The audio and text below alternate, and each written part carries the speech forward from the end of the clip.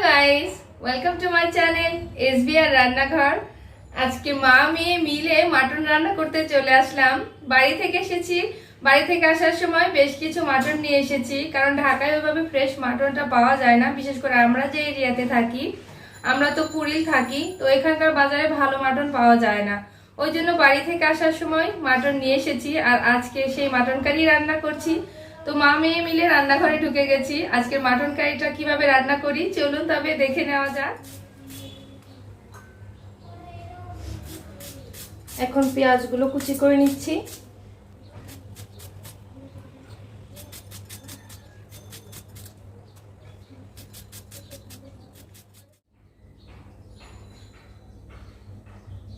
আমি এখানে আদা নিয়েছি, কাঁচামরিচ আর রসুন নিয়েছি, এগুলোকে বেটে নিব।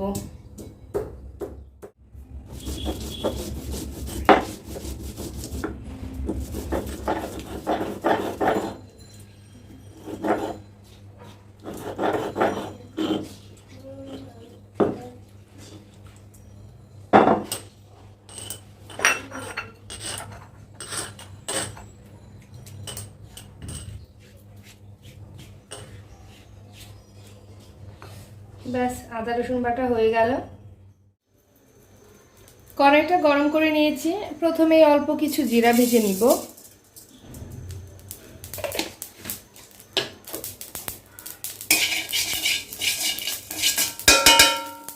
জিরা ভাজা হয়ে গেছে,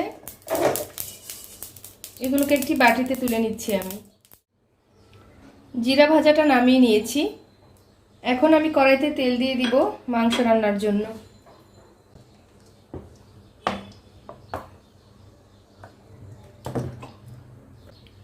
তেলের মধ্যে পেঁয়াজ কুচিটা দিয়ে দিলাম,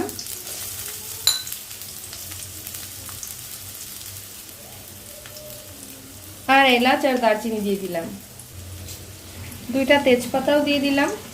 এখন পেঁয়াজ কুচিটাকে একটু লাল লাল করে ভেজে নিব।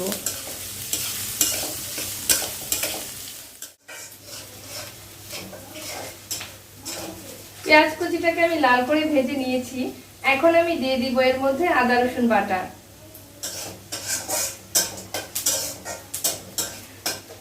চুলাটা একটু কমিয়ে নিলাম। এই যে আদা রসুন বেটে রেখেছিলাম কাঁচামরিচের সঙ্গে, এটা দিয়ে দিচ্ছি।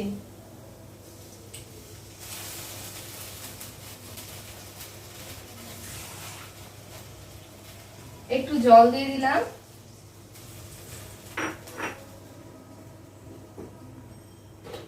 এখন দিয়ে দিব স্বাদ মতো লবণ।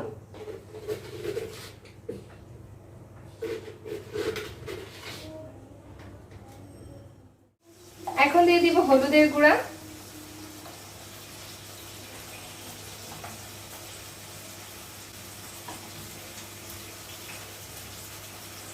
দিয়ে দিচ্ছি মরিচের গুঁড়া,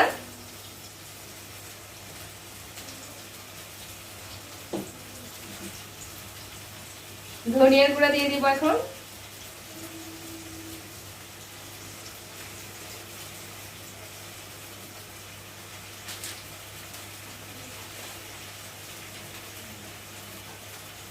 গুঁড়া মশলাগুলো দেওয়া হয়ে গেছে। এখন একটু মশলাটাকে নেড়ে চেড়ে ভালো করে কষিয়ে নিব।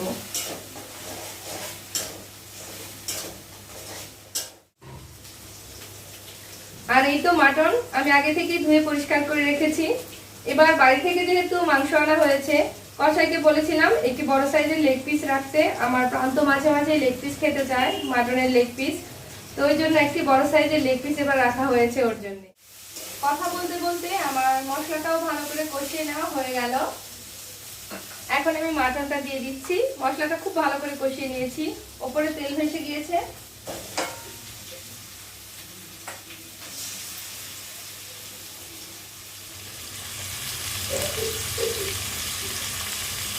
এই তো আমি মাটনটা দিয়ে দিয়েছি। এখন মশলার সঙ্গে ভালো করে নেড়ে চেড়ে মিশিয়ে নিচ্ছি।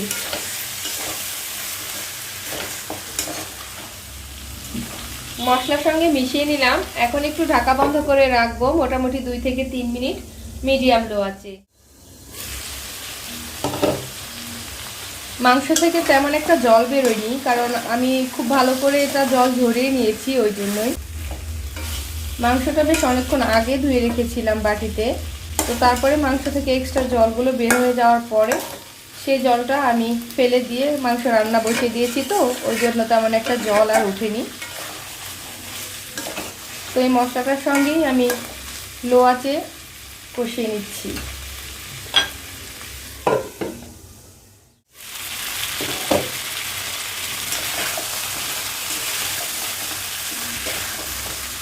টোটালি 7 থেকে 8 মিনিট আমি এটাকে ঢাকা বন্ধ করে কষিয়ে নিলাম।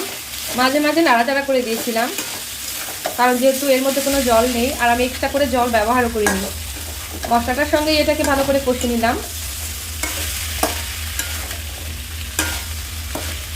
মশলাটা ভাজা ভাজাও হয়ে গেছে। এই পর্যায়ে আমি এখন ঝোল দিয়ে দিব। একেবারে অনেকটা পরিমাণ ঝোল দিতে হবে, কারণ এই ঝোলটা দিয়েই আমি মাটনটাকে পুরোপুরি সেদ্ধ করে নিব। আর ফাইনালি যে ঝোলটা আমি রাখবো, এই ঝোলের মাধ্যমেই সেই ঝোলটা আমি রেখে দিব। এখন এই ঝোলটাকে ফুটিয়ে নিব। মাংসের ঝোলটা ফুটে উঠেছে। এখন চুলার আঁচটাকে আমি মিডিয়াম লো থেকে একটু কমে করে দিচ্ছি।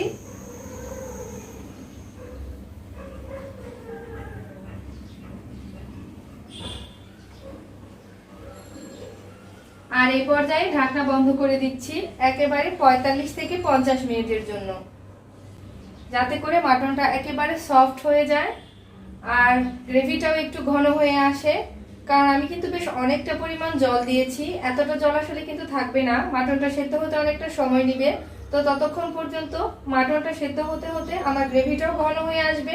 সে পর্যায়ে আমি ঢাকনাটা খুলে নিব, তবে মাঝে মাঝে অবশ্যই নাড়াচাড়া করে দিতে হবে। তাহলে আমি ফিরে আসছি মোটামুটি 45 থেকে 50 মিনিট পরে। আর হ্যাঁ, এই পর্যায়ে তো আলুটা আমি দিয়ে দিব, ভুলেই গিয়েছিলাম। ঝোলটা যখন ফুটে উঠেছে এই পর্যায়েই আমি আলুটা দিয়ে দিব।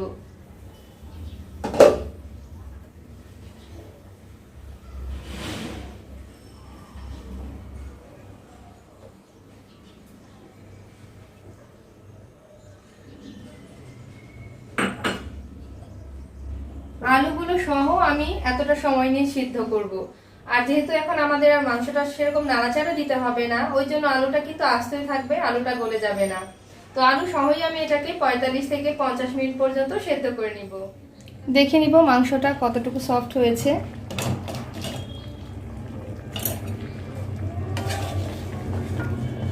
ঝোলটা কিন্তু কতটা কমে গিয়েছে দেখতে পাচ্ছেন। আর এই যে লেগ পিসটা, এটা আমি একটু দেখে নিচ্ছি যে সফট হয়েছে কিনা। বাহ, চামচ দেওয়ার সঙ্গে সঙ্গে কত সুন্দর গেঁথে গেল। ওয়াও, খুব সুন্দরভাবে মাংসটা সেদ্ধ হয়ে গেছে। এলাচ, দারচিনি আর ভাজা জিরাটা বেটে নিব।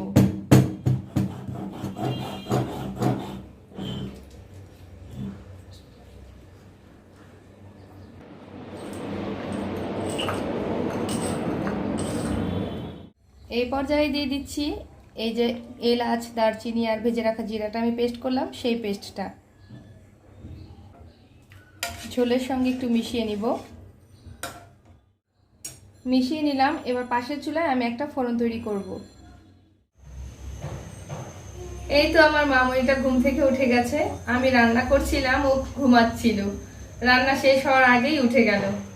যাই হোক, ওকে কোলে নিয়ে এখন মাংসের ফোড়নটা তৈরি করি। পাশের চুলায় আমি ছোট্ট একটি প্যান বসিয়ে দিয়েছি। এই তো শুকনা মরিচ দিয়ে দিচ্ছি, করে তেল দিয়ে দিব।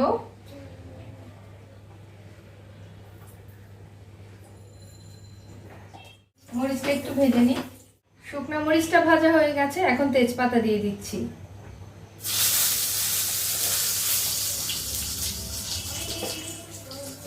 কিছু আস্ত জিরাও দিয়ে দিব। জিরা, তেজপাতা আর শুকনা মরিচের ফোড়নটা তৈরি করছি। সাধারণত মাংস রান্নায় আমি এইভাবেই ফোড়নটা দিই। আপনারা যারা আমার ভিডিও দেখেন তারা তো অবশ্যই দেখেছেন, অবশ্যই জানেন। ফোড়নটা ভাজা হয়ে গেছে, এখন ফোড়নটা দিয়ে দিচ্ছি।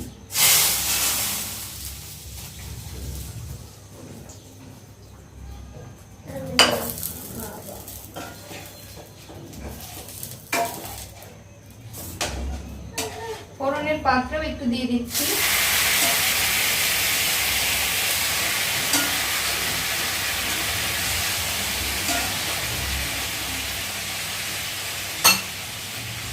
এতে করে ফোড়নের সম্পূর্ণ ঘ্রাণটাই কিন্তু মাংসের মধ্যে যাবে। ওই জন্য ফোড়নের পাত্রে কিছুটা মাংস ঢেলে দিলাম। ফোড়নের সঙ্গে জাস্ট 1 থেকে 1.5 মিনিট আমি একটু ফুটিয়ে নিব।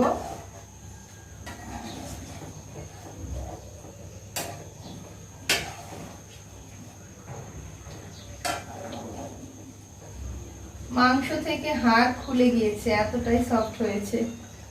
এই যে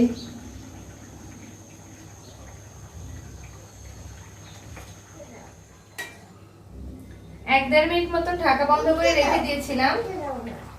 এখন ঢাকনাটা খুলে নিলাম। মাংসটা কিন্তু হয়ে গেছে। আমি মাংসটা বেড়ে আপনাদের দেখাচ্ছি। কি নেবে তুমি মামুনি? এই তো রান্নার পরে আমি বেড়ে নিয়েছি, এখন শুধু মজা করে খাওয়ার পালা।